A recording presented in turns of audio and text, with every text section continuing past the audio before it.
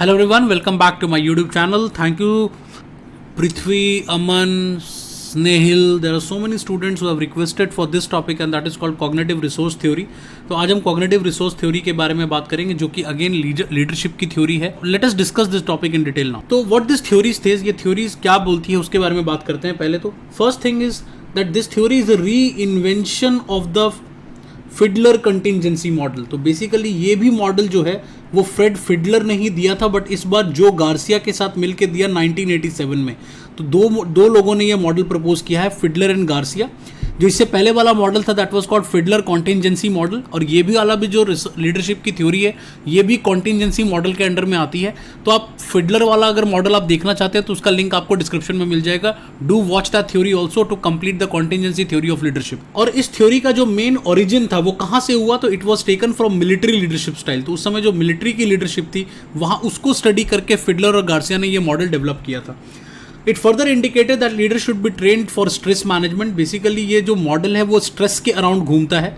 तो उन्होंने इस मॉडल में ये कहा कि जितने भी लीडर हैं उन सबको स्ट्रेस मैनेजमेंट की ट्रेनिंग देनी चाहिए, because so that they can maximally utilize their intelligence and experience. जो लीडर का इंटेलिजेंस है और लीडर का जो एक्सपीरियंस है वो उसको कंप्लीटली यूटिलाइज कर पाए अगर आप उनको प्रॉपरली स्ट्रेस मैनेजमेंट की ट्रेनिंग देंगे. ये थ्योरी इस एजम्पशंस के ऊपर बेस्ड थी कि जो स्ट्रेस है उसका इन्फ्लुएंस बहुत ज़्यादा पड़ता है लीडर की लॉजिकल और एनालिटिकल थिंकिंग के ऊपर.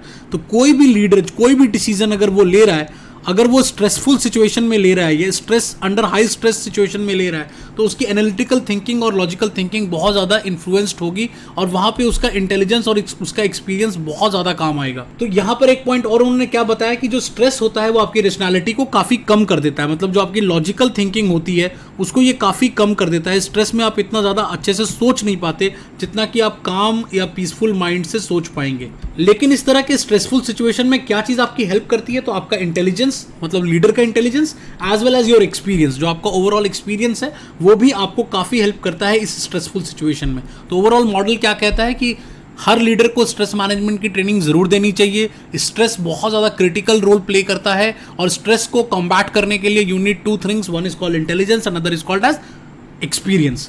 अब इस थ्योरी के एजम्पशंस क्या थे उसके बारे में बात करते हैं. The first assumption was the leader का जो सक्सेस है वो डिपेंड करता है किन चीज़ों पर, उसका इंटेलिजेंस, उसका एक्सपीरियंस एज वेल एज उसकी कॉग्निटिव मीन्स पे. मतलब उसके जैसे टास्क अंडरस्टैंडिंग के ऊपर. ये 3-4 चीज़ों के ऊपर ये डिपेंड करता है कि ओवरऑल लीडर का जो इंटेलिजेंस कैसा है, उसका ओवरऑल वर्क एक्सपीरियंस किस तरह का है, प्लस उसके टास्क की अंडरस्टैंडिंग किस तरह की है. इन 4 चीज़ों पर ये सारा मॉडल डिपेंडेंट है. इन तीनों चीज़ों पर लीडर का सक्सेस बहुत ज़्यादा डिपेंडेंट होता है. लीडर का सक्सेस जो है वो उसकी सिर्फ कॉग्निटिव एबिलिटीज़ पे बेस्ड नहीं है. मतलब हमें अभी तक जो फिडलर मॉडल था वो ये बताता था कि लीडर की अगर कॉग्निटिव एबिलिटीज़ बहुत अच्छी होंगी तो ऑटोमेटिकली उसका सक्सेस होने का चांसेस बहुत ज़्यादा है. बट यहाँ पर इस मॉडल में 2 कंपोनेंट्स को और ऐड किया गया है. That component is called intelligence and other is called experience. And तीसरा स्ट्रेस जो है वो आपके डिसीजन मेकिंग एबिलिटीज़ को बहुत ज़्यादा इन्फ्लुएंस करता है. ये ऑलरेडी मैंने आपको बता दिया. तो ये 3 बेसिक अजम्पशंस थे इस मॉडल के.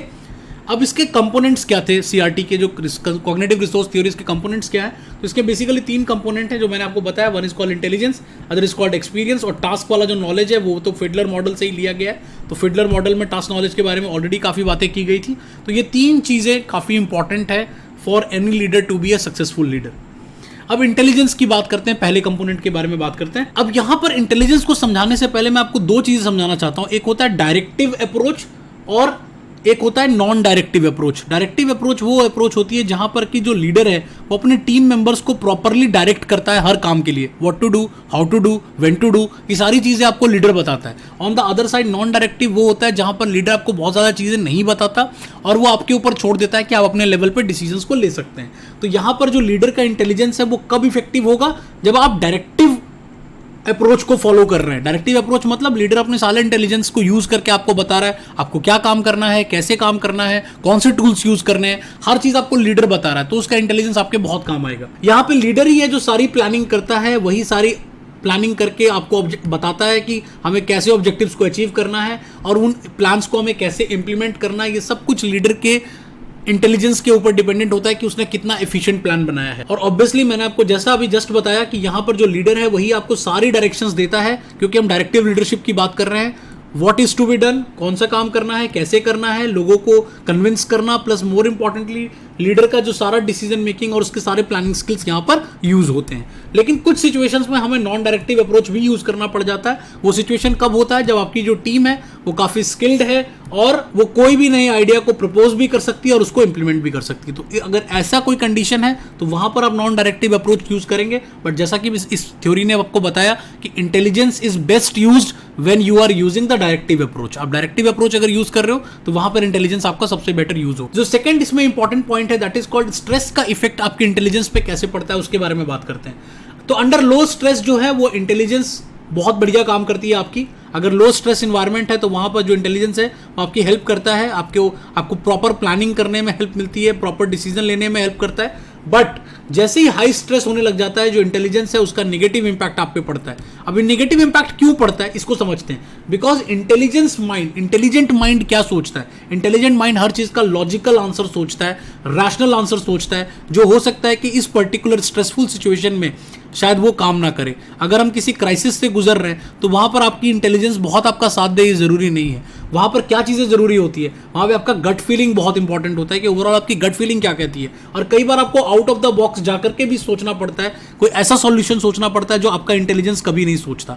तो ऐसी भी चीजों को आपको करना पड़ता है, जिसको हम इंडियन टर्म्स में जुगाड़ भी कहते हैं। तो यहाँ पर जुगाड़ जैसी चीजें भी करनी पड़ जाती हैं जो शायद इंटेलिजेंस का पार्ट नहीं होती। तो इस कारण से ये बहुत इंपॉर्टेंट है कि हाई स्ट्रेस में इंटेलिजेंस आपकी बहुत ज्यादा मदद नहीं करता। अब एक्सपीरियंस की बात करते हैं, जो सेकंड कंपोनेंट हमारा। अब एक्सपीरियंस के बारे में इस थ्योरी में ये कहा गया कि अगर लीडरशिप में स्ट्रेस बहुत हाई है तो उस सिचुएशन में जो आपका एक्सपीरियंस है वो आपकी डिसीजन मेकिंग की क्वालिटी को और ज्यादा इंप्रूव कर देता है।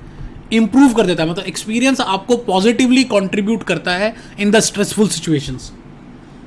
अगर हाई स्ट्रेस सिचुएशंस होंगे तो वहां पर क्या होगा कि जो आपका एक्सपीरियंस है वो आपके काम आएगा। वो क्यों काम आएगा, बिकॉज आपने ऐसी सिमिलर सिचुएशंस कई बार देखी हुई है, आपने पहले भी स्ट्रेस को हैंडल किया हुआ है। तो इस सिचुएशन में जो लीडर होगा वो आराम से सिचुएशन को क्रॉस कर जाएगा विदाउट इतना ज्यादा सोचे हुए, उतना ज्यादा आपको सोचना भी नहीं पड़ेगा। और इसी वजह से यहाँ पर जो आपका इंटेलिजेंस लेवल है वो भी इतनी ज्यादा आपको रिक्वायर्ड नहीं है, बिकॉज इतना ज्यादा आपको सोचने की जरूरत नहीं है। आपको वही काम करना है जो पहले भी आप कर रहे थे और जो पहले भी सिचुएशंस में आपने किया है। तो आपका जो एक्सपीरियंस है वो कहीं ना कहीं आपके इंटेलिजेंस को ओवर पावर कर देता है in the high stressful environment. अब जो तीसरा कंपोनेंट है that is called task knowledge, कि आपको टास्क का नॉलेज कितना है एज अ लीडर। अब अगर यहां पर टास्क और एक्टिविटीज ही ऐसी हैं जो बहुत सिंपल है, ऐसा कुछ उसमें बहुत ज्यादा कोई कॉम्प्लेक्स काम नहीं है, बहुत सिंपल है, तो वहां पर आपके इंटेलिजेंस और एक्सपीरियंस दोनों की कोई जरूरत नहीं पड़ेगी। लीडर का ना इंटेलिजेंस वहां बहुत ज्यादा काम आएगा, ना उसका एक्सपीरियंस बहुत ज्यादा काम आएगा, क्योंकि टास्क ही इतना सिंपल है कि उसका ये दोनों चीजें उसकी वेस्ट हो रही है। कई बार ऐसा भी होता है कि जो आपकी टीम है वो इतनी एफिशिएंट है कि उस सिचुएशन में भी वो सारा टास्क खुद से कर लेती है, तो ना तो वो आपसे डायरेक्शन लेती है, ना वो आपसे सपोर्ट लेती है। तो वहां पर भी आपका इंटेलिजेंस और आपका एक्सपीरियंस पूरा वेस्ट हो जाता है। तो जब आपकी टीम एफिशिएंट है, उस सिचुएशन में जो डिसीजन मेकिंग कैपेबिलिटीज है वो टीम अपने लेवल पे ले सकती है, तो लीडर की रिक्वायरमेंट उतनी ज्यादा पड़ेगी नहीं और बिना उसके एडिशनल सपोर्ट के ही काम हो जाएगा। हाउएवर कई बार लीडर का रोल ये होता है कि बस वो मॉनिटर करे और गाइड करे अपने टीम मेंबर्स को। बट यहाँ पर जो एक पॉइंट हमारे लिए इंपॉर्टेंट था वो मैंने आपको बता दिया कि एक्सपीरियंस और इंटेलिजेंस दोनों ही बेकार हो जाएंगे अगर आपका जो जॉब है, जो आपका ऑर्गेनाइजेशन में जो टास्क है वो बहुत ही सिंपल है। तो हमें अगर लीडर के इंटेलिजेंस और एक्सपीरियंस को यूज करना है तो आपको हमेशा ही कॉम्प्लेक्स टास्क के बारे में सोचना पड़ेगा। अब इस थ्योरी का जो मेन हाईलाइट था, जो अब तक हमने पढ़ा, उसके 3-4 पॉइंट्स हैं, वो बात कर लेते हैं। जो पहली चीज है वो ये है, जो फर्स्ट पॉइंट है यहाँ पर वो ये है कि लीडर की कॉग्निटिव एबिलिटी तभी आपकी हेल्प करेगी जब आपका जो स्टाइल है वो डायरेक्टिव होगा। तो मैंने आपको बता दिया था डायरेक्टिव स्टाइल क्या होता है, तो आपका स्टाइल डायरेक्टिव होना चाहिए, तभी ये सबसे ज्यादा एफिशिएंट होगा। सेकंड, जो स्ट्रेस है वो बिल्कुल आपके लीडरशिप को इफेक्ट करता है, आपके रिलेशनशिप को और आपके डिसीजन मेकिंग क्वालिटी को भी काफी ज्यादा इसका इन्फ्लुएंस देखने को मिलता है। एक्सपीरियंस का जो है वो पॉजिटिव इन्फ्लुएंस है, क्योंकि लीडरशिप जब स्ट्रेसफुल इन्वायरमेंट होता है तो वहां पर एक्सपीरियंस जो है वो बहुत काम आती है आपकी और आपको अच्छे रिजल्ट्स देती है। और जितने भी सिंपल टास्क होते हैं वहां पर जो लीडर है उसका इंटेलिजेंस और उसका एक्सपीरियंस बिल्कुल इररिलेवेंट हो जाता है। So this was all the highlights of this particular theory. I hope आपको समझ में आ गया होगा। Thanks for watching, do subscribe, like and share my channel. Will be meeting in the next session very soon.